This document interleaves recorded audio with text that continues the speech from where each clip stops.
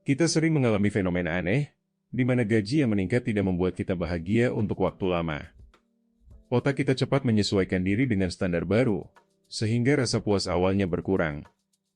Kita kembali ke titik semula, meski pendapatan kita lebih tinggi. Pertanyaannya, apa yang terjadi dengan nilai uang yang tidak terasa? Jawabannya terletak pada bagaimana kita memandang kebahagiaan dan kesuksesan. Kita perlu menyadari bahwa kebahagiaan bukan hanya soal uang, tetapi tentang bagaimana kita menghargai apa yang sudah kita miliki. Kita sering berpikir bahwa kenaikan gaji akan membawa kebahagiaan, tapi apa yang terjadi ketika kenaikan itu tidak sebanding dengan biaya hidup? Kita masih merasa stagnan, karena uang tidak selalu menentukan persepsi kesejahteraan kita. Maka, kita perlu mencari jawaban tentang apa yang sebenarnya memicu kebahagiaan, dan bagaimana kita bisa kembali ke titik awal setelah merasakan stres dari tekanan keuangan. Namun, mengapa stres kembali ke titik awal setelah kenaikan gaji? Studi pada 2.600 karyawan manufaktur menemukan 30% stres kembali dalam 910 bulan.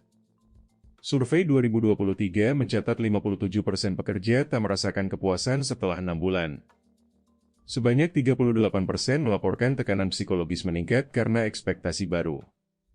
Otak menyesuaikan ambang kebahagiaan, menurunkan rasa puas secara otomatis. Ketika standar baru terbentuk, stres kembali menguasai pikiran kita.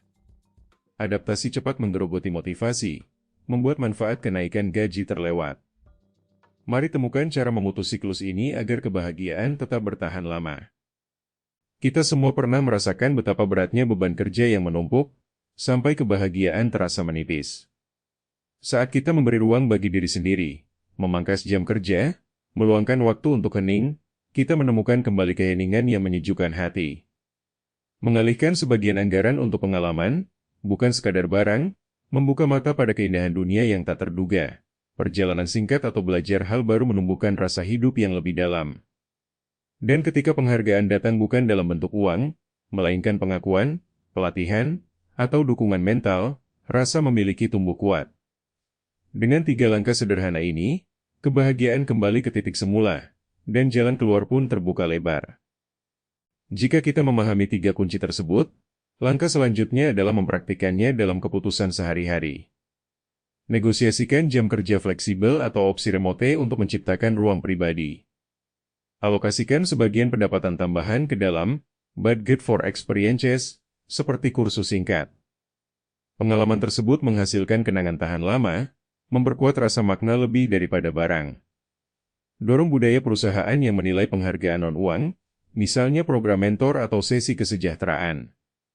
Penghargaan ini menumbuhkan rasa memiliki dan meningkatkan kolaborasi tim secara alami. Mulailah dengan mencatat 1 aktivitas bermakna yang ingin Anda lakukan minggu ini. Apakah Anda siap menukar pola pikir uang semata dengan strategi yang memberi arti lebih dalam? Jika Anda siap menukar pola pikir uang semata, mari rangkum pelajaran utama. Kenaikan gaji memberikan lonjakan kebahagiaan singkat saja. Data upah real dan indeks kebahagiaan menunjukkan kesenjangan signifikan. Stres kembali ke titik awal dalam 9 hingga 10 bulan. 3 kunci utama, mengurangi jam kerja, mengalokasikan anggaran untuk pengalaman, dan insentif non-moneter.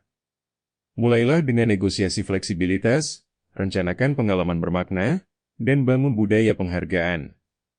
Coba 1 langkah kecil hari ini, lalu amati perubahan rasa puas Anda. Video selanjutnya akan mengungkap cara merancang rutinitas pagi yang menyalakan energi kreatif tanpa menunggu kenaikan gaji.